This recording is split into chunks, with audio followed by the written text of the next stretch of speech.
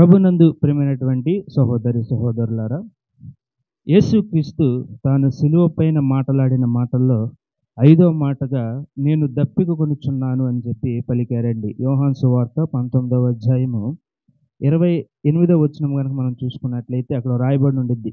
అటు తర్వాత సమస్తమును అప్పటికి సమాప్తమైనదని యేసు ఎరిగి లేఖనము నెరవేరునట్లు నేను దప్పిగొనుచున్నానని చిరకతో నిండి ఉన్న ఒక పాత్ర అక్కడ పెట్టి ఉండెను గనుక వారు ఒక స్పంజి చిరకతో నింపి హిస్సోపు పుడకకు తగిలించి ఆయన నోటికి అందించిరి. దేవునికి స్తోత్రం. యేసుక్రీస్తు సిలువ పైన ఐదో మాటగా నేను దప్పిగొనుచున్నాను అని చెప్పి పలికాడండి.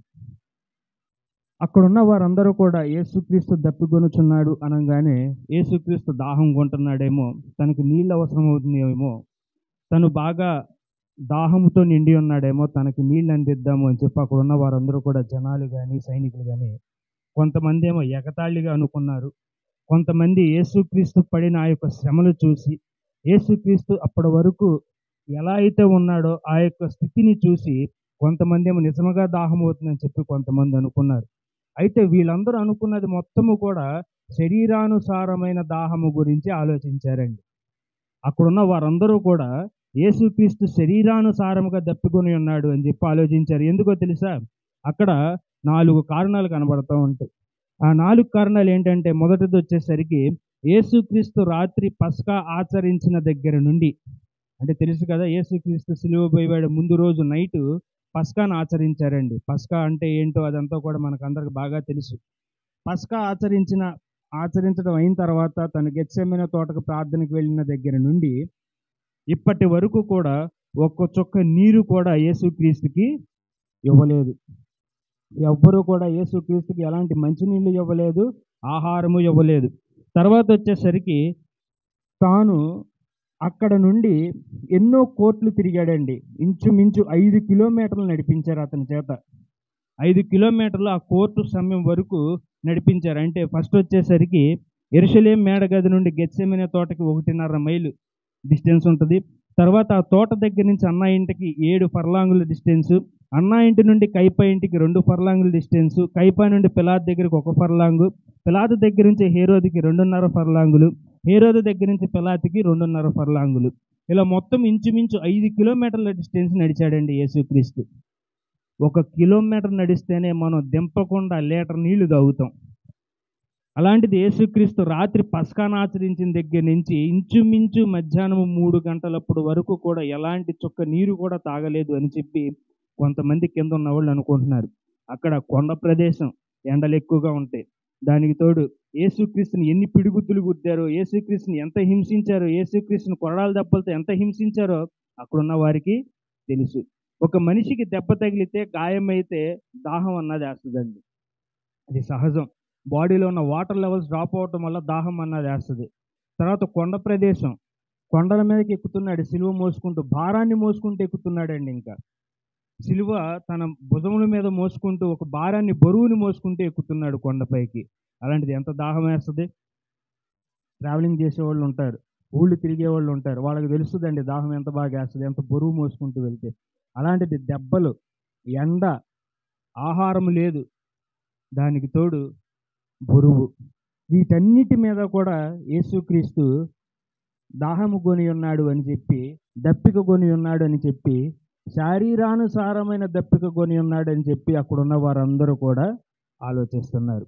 వారిలో కొంతమంది ఏమో యేసుక్రీస్తుకి అగైనెస్ట్గా ఉన్నారు, కొంతమంది యేసుక్రీస్తు తరపున ఉన్నారు. యేసుక్రీస్తు తరపున ఉన్న వాళ్ళేమో ఈ సిచ్యువేషన్స్ అన్నీ కూడా బేస్ చేసుకుని నిజంగా యేసుక్రీస్తు దప్పిక కొని ఉన్నాడని చెప్పి వాళ్ళు అనుకుంటున్నారు. అయితే కొంతమంది యేసుక్రీస్తు విరుద్ధంగా ఉన్న వాళ్ళు ఏంటంటే ఎగతాళి చేయడం మొదలుపెట్టారు. ఎలాగో తెలుసా? ఒక మనిషి దప్పిక కొని ఉన్నాడు అంటే, దాహం కొని ఉన్నాడంటే ఏమవ్వాలి? మంచినీళ్ళు అవ్వాలి. వాళ్ళేమిచ్చారు? చెరక అంటే చేదు కాదండి. చెరక అంటే అదొక మద్యం, అదొక మత్తు పదార్థం టైప్ అనమాట. అదొక మత్తు పదార్థం టైప్. అది చేదైనది, చేదైన మద్యం. మీరు ఇంగ్లీష్ బైబిల్ కానీ ట్రాన్స్లేట్ కనుక చూస్తే అక్కడ వైన్ అని చెప్పి రాసి ఉంటుందండి, బెటర్ వైన్ అని చెప్పి రాసి ఉంటుంది. అది స్పంజీకి అంటించి అది యేసుక్రీస్తు మొహాన పెట్టారు. చూడండి ఒకసారి. ఎవరికైనా సరే దాహం అవుతుంది అంటే నిజంగా మానవత్వం ఉన్నవాళ్ళు, నిజముగా మంచి గుణం కలిగి ఉన్నవాళ్ళు ఏం చేస్తారంటే ఎంత పగవాడైనా సరే నీళ్ళు అన్నది అందిస్తారు. కానీ వాళ్ళు అక్కడ ఏం చేశారు? ఎగతాళి చేస్తూ యేసుక్రీస్తుని హింసించడానికి ఒక చేదు చిరకని యేసుక్రీస్తుకి అందించారండి. చూడండి ఒకసారి, అది ప్రవచనం కూడా ఉంది దాని గురించి. కీర్తనల గ్రంథము 69వ కీర్తన 21వ వచనం. వారు చేదును నాకు ఆహారముగా పెట్టిరి, నాకు దప్పి అయినప్పుడు చిరకను త్రాగనిచ్చిరి. నాకు దప్పి అయినప్పుడు చిరకను త్రాగనిచ్చిరి. సో ఇప్పుడు ఇక్కడ ఉన్న వాళ్ళందరూ, ఇదంతా కూడా ప్రవచనం. ఇప్పుడు ఇక్కడ ఉన్న వాళ్ళందరూ కూడా ఏమనుకుంటున్నారంటే యేసుక్రీస్తు శరీరానుసారమైన దాహాన్ని కలిగి ఉన్నాడు అని చెప్పి అనుకుంటున్నారండి. కానీ నిజానికైతే యేసుక్రీస్తు శరీరానుసారమైన దాహాన్ని అయితే కలిగి లేడు. ఎందుకంటే ఒక మనుష్యుడు బ్రతకాలంటే ఎలా బ్రతుకుతాడు? ఒక మనుష్యుడు బ్రతకాలి అంటే దేవుడి నుండి వచ్చే మాట వలన బ్రతుకుతాడు. తినే తిండి వలన, తినే రొట్టె వలన, తాగే నీళ్ళ వలన మనిషి బ్రతకడండి. దేవుడు ఆజ్ఞ ఇస్తే బ్రతుకుతాడు. అలా బ్రతికిన వారు మనకు చాలామంది ఎగ్జాంపుల్ ఉన్నారు. చాలామంది మనకి కనబడుతూనే ఉంటారు. పరిశుద్ధ గ్రంథంలో చాలామంది ఉన్నారండి. ఇప్పుడు వాటి గురించి మనం ఎక్స్ప్లెయిన్ చేసుకోవాల్సిన అవసరం కూడా లేదు, ఎందుకంటే మనకు తెలుసు కాబట్టి. ఒక మనిషి బ్రతకాలంటే దేవుడి యొక్క మాట చాలు. అలాంటిది యేసుక్రీస్తు అంత దేవునితో సహవాసం కలిగి ఉండి, అంత సాన్నిహిత్యం కలిగి ఉన్నప్పుడు యేసుక్రీస్తుకి నీళ్ళు అవసరమా? ఆలోచించండి ఒకసారి. శరీరానుసారమైన దప్పుకుందా యేసుక్రీస్తుకి? కాదు. ఆత్మదాహము యేసుక్రీస్తుకి కలిగి ఉన్నది. ఆత్మదాహము అంటే రక్షింపబడేవారు అనగా యేసుక్రీస్తులోనికి, అనగా దేవుని యొక్క మార్గంలోనికి తప్పిపోవచ్చిన వారిని అందరినీ కూడా సరైన మార్గంలోనికి తీసుకురావటమే యేసుక్రీస్తు కలిగి ఉన్న దాహం. దేవునికి స్తోత్రం, హల్లెలూయా. యేసుక్రీస్తు తాను సువార్తను ప్రకటిస్తున్న దినములన్నిటిలో కల్లా 2 సార్లు మాట్లాడాడండి, నేను దాహము కొని ఉన్నాను అని. నేను దాహము కొని ఉన్నానని చెప్పి 2 సార్లు కనబడిద్ది మన దగ్గర. ఒకటి వచ్చేసరికి సిలువ పైన మాట్లాడాడు, రెండోసారి వచ్చేసరికి, అనగా మొదట మాట్లాడింది సమరయ స్త్రీ దగ్గర అన్నాడు, ఇక చివరిగా సిలువ పైన మాట్లాడాడు. ఇప్పుడు యేసుక్రీస్తు నేను దాహము కొని ఉన్నాను, నేను దప్పిక కొని ఉన్నాను అంటే అది ఆత్మలో దాహము. విశ్వాసులను రక్షించడానికి, నరకానికి వెళ్ళుచున్న వారిని, మరణానికి వెళ్ళుచున్న వారిని అందరిని కూడా రక్షించి పరలోకమునకు చేర్చడానికి దేవుడు, అనగా యేసుక్రీస్తు అక్కడ దప్పిక కొనుచున్నాను అని చెప్పి పలికాడండి. ఇప్పుడు మనకందరికీ ఒక సందేహం రావచ్చు. ఏంటంటే యేసుక్రీస్తు శిలువ త్యాగానికంటే ముందే తండ్రి అయిన దేవుని దగ్గర ప్రార్థన చేస్తున్నప్పుడు, గెత్సేమనే తోటలో ప్రార్థన చేస్తున్నప్పుడు ఒక మాట పలికాడు. ఏంటంటే యోహాను సువార్త 17వ అధ్యాయము 4వ వచనం, చేయుటకు నీవు నాకు ఇచ్చిన పని నేను సంపూర్ణముగా నెరవేర్చి భూమి మీద నిన్ను మహిమపరచితిని. దేవునికి స్తోత్రం. ఇప్పుడు నేను మాట్లాడబోతున్న అంశం ఏంటంటే, శిలువ త్యాగానికంటే ముందు పలికిన మాట ఇది, అంతే కదా. యేసుక్రీస్తు గెత్సేమనే తోటలో పస్కా అయిన తర్వాత రాత్రి తోటలో ప్రార్థన చేస్తున్న సందర్భం ఇది. దేవునితో మాట్లాడుతున్నాడు, చేయుటకు నీవు నాకు ఇచ్చిన పనిని నేను సంపూర్ణముగా నెరవేర్చి తిని. ఆ కింద వచనాలు కనుక చూసుకున్నట్లయితే 12వ వచనములో, లేఖనము నెరవేరినట్లు నాశన పుత్రుడు తప్ప వారిలో ఎవ్వడును నశింపలేదు. అంటే దేవుడు అప్పజెప్పిన పని యేసుక్రీస్తు సంపూర్ణముగా నెరవేర్చేశాడు, సంపూర్ణంగా అప్పటికి పూర్తి చేసేసాడు అని చెప్పి యేసుక్రీస్తు తెలియజేస్తున్నాడండి. సంపూర్ణంగా నెరవేరిస్తే, కంప్లీట్ చేసేస్తే, మరి సిలువపై నుండి ఎందుకు నేను దప్పికొనుచున్నాను అని చెప్పి పలికాడు. దప్పికొనుచున్నాడు అంటే ఆత్మలో దాహము అని చెప్పిందని మనం మాట్లాడుకున్నాం. మరి సిలువపై నుండి ఎందుకు ఆ మాట పలికాడు? అందరినీ రక్షించేస్తే, పాయింట్ గమనించండి, అందరినీ ముందు రోజు రాత్రికే రక్షించేస్తే, మరి సిలువపై నుండి నేను దప్పిక కొనుచున్నాను, నేను దాహము కొనుచున్నాను, ఆత్మలో దాహము కలిగి ఉన్నానని చెప్పి ఎందుకు పలికాడు యేసుక్రీస్తు? అంటే ముందు రోజు నైట్ దేవుడు అక్కడ యేసుక్రీస్తు చేసిన ప్రార్థన తప్ప, లేదా సిలువపై నుండి మాట్లాడుతున్న ఆ యొక్క మాటలు తప్ప? ఎందుకు ఏది కరెక్ట్ ఆ రెండింటిల్లో? ముందు రోజు నైటే రక్షించేస్తే సిలువపై నుండి మాట్లాడాల్సిన అవసరం ఏంటి? సిలువపై నుండి నేను దప్పికొనుచున్నానని చెప్పి మాట్లాడాల్సిన అవసరం ఏంటి యేసుక్రీస్తుకి? ప్రభునందు ప్రియమైనటువంటి వారలారా, యేసుక్రీస్తు అసలు భూమి మీదకి రావాల్సిన పని ఏంటి? పాపులను రక్షించుటకు క్రీస్తు యేసు ఈ లోకమునకు వచ్చెను. దేవుడు లోకమును ఎంతో ప్రేమించెను గనుక ఆ లోకంలో ఉన్న మనమందరము కూడా నశించడానికి వీలు లేకుండా అందరము రక్షింపబడడానికి తన ప్రియ కుమారుడైన తన అద్వితీయ కుమారుడైన యేసుక్రీస్తుని ఈ లోకమునకు పంపాను. తండ్రి యొక్క చిత్తము ఏంటంటే మనల్ని రక్షించడానికి. యేసుక్రీస్తు ఎందుకు వచ్చాడంటే పాపులమైన మనల్ని రక్షించడానికి యేసుక్రీస్తు ఈ భూలోకమునకు వచ్చాను. వీళ్ళిద్దరి ఆలోచన ఒకలాగానే ఉంది, పాపులను రక్షించడానికి. అలాంటప్పుడు యేసుక్రీస్తు భూమి మీదకి వచ్చిన తర్వాత సువార్తను ప్రకటించాడు. ఇక చివరి రోజున తాను ప్రార్థన చేసిన ప్రార్థనలో చేయుటకు నువ్వు నాకు ఇచ్చిన పనిని సంపూర్ణంగా నెరవేర్చి తిని అని చెప్పి ప్రార్థన చేసిన వ్యక్తే తెల్లారే సిలువ పైన మళ్ళీ నేను ఇంకా దప్పిక కొనుచున్నాను అని చెప్పి ఎందుకన్నాడు? దప్పిక కొనుచున్నాడు అంటే ఆత్మలో దాహం అండి. ఎగ్జాంపుల్ ఏంటంటే మన దగ్గర ఇంతకుముందు మాట్లాడాడు చూసారా సమరయ స్త్రీ దగ్గర, అక్కడే ఉంటుంది చూడండి ఒకసారి. యోహాను సువార్త 4వ అధ్యాయము, యోహాను సువార్త 4వ అధ్యాయము 7వ వచనంలో సమరయ స్త్రీ ఒక్కతే నీళ్లు చేదుకొనుటకు అక్కడికి రాగా యేసు నాకు దాహమునకిమ్మని ఆమెను అడిగాను. అక్కడ ఆ సందర్భం అంతా కూడా మనకు తెలుసండి. ఆ సందర్భం అంతా కూడా మనం చదివితే అక్కడ సమరయ స్త్రీ నీళ్లు చేదుకుంటా ఉంటే యేసుక్రీస్తు వచ్చి నాకు దాహమునకు నీళ్లు ఇమ్మని చెప్పి అడిగితే, ఇది మేము మీకు ఇచ్చేది కాదండి అని చెప్పి ఆవిడ అంటూ ఉంటుంది. మీ యూదులకి మేము ఎక్కడ సరిపోతామని చెప్పి ఆమె శరీరానుసారంగా అక్కడ ఆలోచిస్తుంది దాహమునకు ఇమ్మని అంటే. కానీ యేసుక్రీస్తు అక్కడేం ఆలోచిస్తున్నాడు? ఆమెను రక్షించే విధానములో ఆలోచిస్తున్నాడండి. దేవునికి స్తోత్రం. ఒక అన్యురాలుగా ఉన్న ఆమెని దేవుని యొక్క రాజ్యంలో చేర్చడానికి, దేవుడి గురించి చెప్పి సరైన మార్గంలోనికి తీసుకురావడానికి, ఆమెను మార్చడానికి అక్కడ యేసుక్రీస్తు చూస్తున్నాడు. తాను ఆ దాహమును కలిగి ఉన్నాడు, ఆత్మలో దాహమును కలిగి ఉన్నాడు. ఆత్మలను దేవుని యొక్క సన్నిధానానికి తీసుకురావడానికి యేసుక్రీస్తు దాహము కలిగి ఉన్నాడు. అక్కడ ఆవిడ అది అర్థం చేసుకోవాలి. తర్వాత ఆవిడకి అర్థమైందనమాట. యేసుక్రీస్తు అంటాడు, నేను ఇచ్చి నీళ్ళు తాగువాడు ఎవడును కూడా ఎప్పటికీ దప్పిక ఉన్నాడు. ఇప్పుడు నువ్వు ఇచ్చే నీళ్ళు నేను తాగుతాను, మళ్ళీ వెంటనే దాహం వేస్తుంది ఒక అరగంటకో పావు గంటకో. కానీ నేను ఇచ్చే నీళ్ళు కనుక తాగితే నువ్వు ఎప్పటికీ కూడా దప్పిక కొనవు. అంటే పాపము జోలికి వెళ్ళవు, దేవుని యొక్క రాజ్యంలో ఉంటావు, దేవుని యొక్క ఆశీర్వాదంలో నీవు ఉంటావు, దేవుని యొక్క దీవెనలో నీవు ఉంటావు అని చెప్పి యేసుక్రీస్తు అక్కడ సమరయ స్త్రీకి తెలియజేశాడండి. అంటే అక్కడ ఒక ఆత్మను యేసుక్రీస్తు రక్షించాడు. నేను దప్పిక కొనుచున్నాను అంటే ఆత్మలో దాహం అన్నమాట. ఒక ఆత్మని రక్షించడానికి యేసుక్రీస్తు దప్పిక కొని ఉన్నాడు. అలా ఎన్ని ఆత్మలు ఉన్నాయి రక్షించవలసిన ఆత్మలు? అక్కడ సమరయ స్త్రీని రక్షించాడు. మరి ఓకే నేను దప్పిక కొనుచున్నాను అన్నాడు, సమరయ స్త్రీని రక్షించాడు. ఆమె తర్వాత యేసుక్రీస్తు గురించి, మెస్సయ్య గురించి ఆ యొక్క వార్త అంతటా కూడా సువార్తను ఆమె ప్రకటించింది. ఆమె మారి అక్కడికి ఓకే.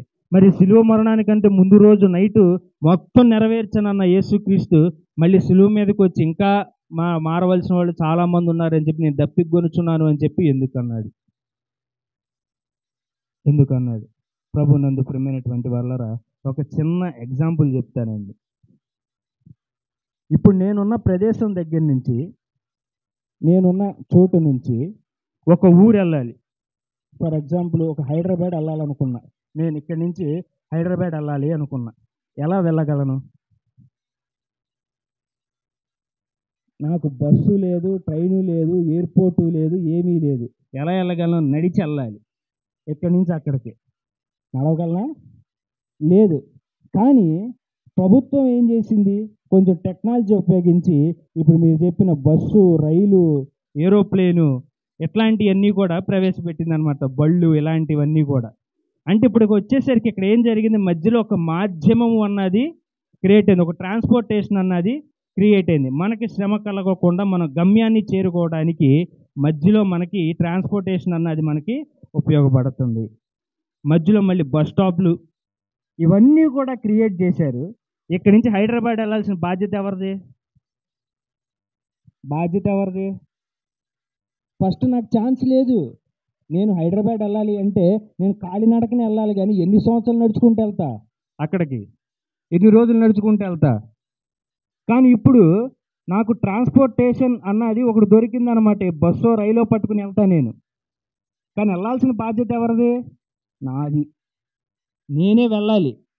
వెళ్ళడానికి సౌకర్యాలు నాకు కల్పించారు, సైంటిస్టులు కావచ్చు లేదా గవర్నమెంట్ కావచ్చు, ఏదైనా సరే నాకు వెళ్ళడానికి, ఇక్కడి నుంచి వేరే ఊరు వెళ్ళడానికి సౌకర్యాన్ని కల్పించారండి. ఒకప్పుడు నాకు సౌకర్యం లేదు, నేను ఇక్కడే ఉండిపోయేవాడిని. కానీ ఇప్పుడు నాకు సౌకర్యం అన్నది కలిగింది. సో ఎప్పుడు కావాలంటే అప్పుడు నేను వెళ్తా, ఈజీగా వెళ్తా. ఆ సౌకర్యాన్ని మనకి యేసుక్రీస్తు కలిగించాడండి. దేవునికి స్తోత్రం. ఎలాగో చెప్పనా, పాపములో ఉన్న మనం నరకమే మనకి దిక్కు అనుకున్నప్పుడు యేసుక్రీస్తు రక్షణ అన్న సౌకర్యాన్ని మనకందరికీ కూడా కల్పించాడు. ఇప్పుడు మన బస్సులు, రైళ్లు, ఏరోప్లేన్లు ఎట్లా మాట్లాడుకున్నామో అలా రక్షణ అన్న సౌకర్యాన్ని అందరికీ అందించాడు. తాను రక్తము చిందించి తన చెమటే రక్తముగా కార్చి మరి, లూకాసు వార్త 22:44 ఉంటుందండి. తన యొక్క చెమట రక్తపు బిందువుల వలె కారినట్టు అక్కడ ఉంటుంది. హెమటోహైడ్రోసిస్ అని చెప్పి మనం నేర్చుకొని ఉన్నాం. మనకు అందరికి బాగా తెలుసు ఆ సందర్భం గురించి. తన చెమట రక్తపు రూపంలో కారి మనల్ని అందరినీ కూడా రక్షించాడు. మనకందరికీ కూడా రక్షణ అన్న సౌకర్యాన్ని మనకందరికీ అందించాడు. పరలోకానికి చేరే మార్గాన్ని మనకు చూపించాడండి యేసుక్రీస్తు. ఇప్పుడు పరలోకానికి చేరవలసిన బాధ్యత ఎవరిది? నీ పక్కనే ఒక బస్సు ఇచ్చి, నీకు రైలు ఇచ్చి, నీకు టికెట్ కొనిపెట్టాడుగా. ఆయన రక్తాన్ని చిందించి మనల్ని అర్హులము, దేవుని కుమారులము అని చెప్పి పిలువబడుతున్నామని చెప్పి మనకి టికెట్ కూడా అనుగ్రహించాడండి. తన యొక్క రాజ్యంలో చేర్చుకున్నాడు. పేతురు పత్రికలో రాయబడినట్లు రాజులైన యాజక సమూహముగా మనము ఆయన యొక్క రాజ్యంలో ఉన్నాము అని చెప్పి అక్కడ రాయబడి ఉన్నట్లు మనకి టికెట్ కూడా కొనిపెట్టి ఇచ్చాడండి. ఎక్కాల్సిన బాధ్యత ఎవరిది? మనది. ఆ రక్షణలో వెళ్ళాల్సిన బాధ్యత అక్కడి నుంచి మనది. చేయుటకు దేవుడిచ్చిన పనిని అక్కడ సత్యమైన మార్గమును, వాక్యమును గమనించండి. సత్యమైన వాక్యమును యేసుక్రీస్తు మన కొరకు అందించాడు. దేవుడు అదే చెప్పమన్నాడండి. యోహాను సువార్త 17వ అధ్యాయంలోనే రాయబడి ఉంటుంది చూడండి. 17వ అధ్యాయం 14వ వచనంలో కనుక మనం చూసినట్లయితే ఆ అధ్యాయం మొత్తం కనుక చదివితే మనకి ఫుల్ క్లారిటీ వస్తుందండి. యేసుక్రీస్తు ఎందుకు భూమి మీదకి రావాల్సి వచ్చిందో, దేవుడు యేసుక్రీస్తుకి ఏ పనినైతే అప్పచెప్పాడో అధ్యాయం మొత్తం ఉంటుంది. 14వ వచనం ఒకటి చదువుదాం. వారికి నీ వాక్యం ఇచ్చి ఉన్నాను అంటే ఇక్కడ యేసుక్రీస్తు తండ్రి అనే దేవునితో మాట్లాడుతున్నాడండి. వారికి అంటే జనులైన మనలకు, అన్యులమైన మనలకు నీ వాక్యం ఇచ్చి ఉన్నాను అంటే దేవుని యొక్క వాక్యము, క్రొత్త నిబంధన అనుగ్రహించి ఉన్నాడు. నేను లోక సంబంధిని కానట్టు వారు లోక సంబంధులు కారు గనుక లోకములో వారిని ద్వేషించును. నీవు లోకములో నుండి వారిని తీసుకొని పొమ్మని నేను ప్రార్థించటం లేదు, కానీ దుష్టిని నుండి వారిని కాపాడమని ప్రార్థిస్తున్నాను. ఇక్కడ జాగ్రత్తగా చూసినట్లయితే దేవుడు చెప్పమన్న వాక్యాన్ని అనగా క్రొత్త నిబంధనని యేసుక్రీస్తు మనకందరికీ కూడా తెలియజేశాడుగా 3.5 సంవత్సరంలో. క్రొత్త నిబంధన మనకందరికీ అందించాడు. అయితే ఆ కింద అదే దానిలో చివరి చూడండి ఒకసారి, దుష్టిని నుండి వారిని కాపాడమని ప్రార్థించుచున్నాను అంటే యేసుక్రీస్తు చేయవలసిన పనిని యేసుక్రీస్తు చేశాడు. రక్షణ అనే సౌకర్యాన్ని అందరికీ అనుగ్రహించాడు. ఇప్పుడు ఆ రక్షణలోకి ప్రవేశపడాల్సింది ఎవరు అంటే, వెళ్ళాల్సింది ఎవరు అంటే మన బాధ్యత. అందుకు దప్పిక కొని ఉన్నాడు యేసుక్రీస్తు. దేవునికి స్తోత్రం. ఆయన మొత్తము తీసుకొచ్చి మన దగ్గర పెట్టినప్పుడు చెయ్యి వేసి మనం పరలోకానికి వెళ్ళాలండి. మన ముందే ఉంది మొత్తం.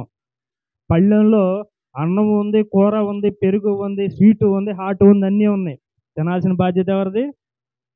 చెయ్యి పెట్టి నోట్లో పెట్టుకుని నవ్విలి మింగాల్సిన బాధ్యత మనది. సరే పోనీ తినిపిస్తారు, నోటి వరకు తినిపిస్తారు, నవిలిస్తారు ఎవరన్నా?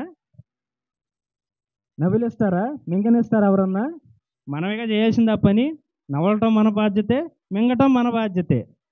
అంటే పళ్ళెంలోకి వచ్చిన అన్నము, కూర మొత్తం కూడా యేసుక్రీస్తు మనకు వడ్డించి వెళ్ళాడండి. దేవునికి స్తోత్రం. పాపము రూపంలో మన అపరాధముల చేత, పాపముల చేత మనం చచ్చిన వారమై ఉన్నాం. గమనించండి. అలా చచ్చిన వారమై ఉన్నప్పుడు రక్షణ అని, ఆ యొక్క రక్షణని, పరలోకానికి వెళ్ళే మార్గాన్ని మన ముందు పెట్టి యేసుక్రీస్తు వెళ్ళాడండి. దానిలోకి అడుగు పెట్టాల్సిన బాధ్యత మనదే. మనకన్నీ కూడా మన ముందు క్లారిటీగా అన్నీ సమకూర్చి వెళ్ళాడు యేసుక్రీస్తు. ఒక్క అడుగు వేస్తే పరలోకంలో మనం ఉంటామండి. ఆ ఒక్క అడుగు వెనక్కి వేస్తే నరకానికి వెళ్తాం. యేసుక్రీస్తు పడిన ఆ యొక్క శ్రమకు, ఆ యొక్క బాధకు, ఆ యొక్క చిందించిన ఆ రక్తానికి వాల్యూ లేకుండా చేస్తాం మనం ఇక్కడే కనుకున్నట్లయితే. అందుకే అంటున్నాడు, మొత్తం చేశాను ప్రభువా, ఇంకా దుష్టుడి నుండి వారు బయటికి రావాలి, వారు పరలోకానికి రావాలి అంటే వారు వెళ్ళాల్సిన బాధ్యత ఉంది. వారి బాధ్యత ఇంకా అంటే మన బాధ్యత. ఇక మన బాధ్యత ఏంటంటే యేసుక్రీస్తు ఇచ్చిన ఆ యొక్క మార్గంలోనికి మనం అడుగు పెట్టి మనము మార్పు చెందడమే. చేయవలసిన కార్యం అంతా కూడా చేశాడు. ఇంకా నడవలసిన బాధ్యత మనది, మన మీద ఉంది. అందుకే యేసుక్రీస్తు దప్పిక కొని ఉన్నాడు. ఆయన చేయవలసిన కార్యం మొత్తము చేశాడండి.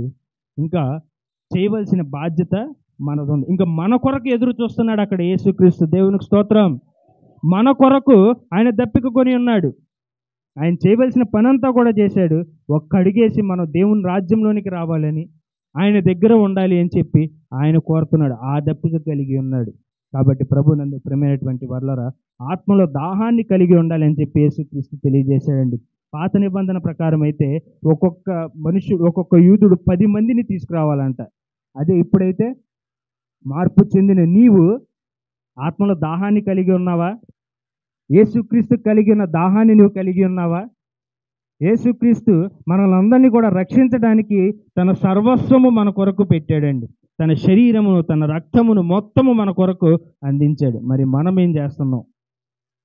మనము దాహము కలిగి ఉన్నామా?